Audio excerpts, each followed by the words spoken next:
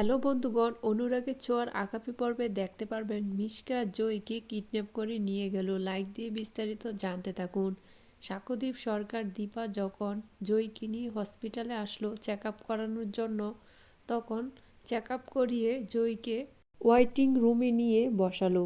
সাক্ষ্যদীপ সরকারের ইমার্জেন্সি কিছু কাজ আসার কারণে দীপাকে জয়কে হসপিটালে রেখে সে চলে গেল। দীপা কাউন্টারে গেল কিছু টাকা পেমেন্ট করার জন্য।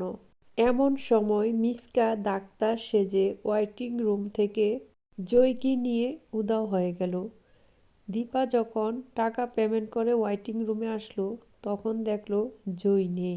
দীপা সাক্ষ্যদীপ সরকারকে ফোন দিল, আচ্ছা দেখুন তো জয় কোথায় আছে, তাকে আমি ওয়েটিং রুমে বসিয়ে গেলাম, এখন এসে দেখি জয় মা এখানে নেই। তখন সাক্ষ্যদীপ সরকার যখন জয়ীর মোবাইলে ফোন দিচ্ছিল, তখন ফোন বন্ধ আসছিল। তখন সাক্ষ্যদীপ সরকার দীপাকে বলে, জয়ীর মোবাইল তো বন্ধ, তাহলে সে কোথায় গেল?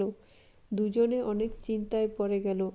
তো বন্ধুগণ, আপনাদের কি মনে হয় জয় কি খুঁজে বের করতে পারবে? অবশ্যই কমেন্টস করে জানাবেন।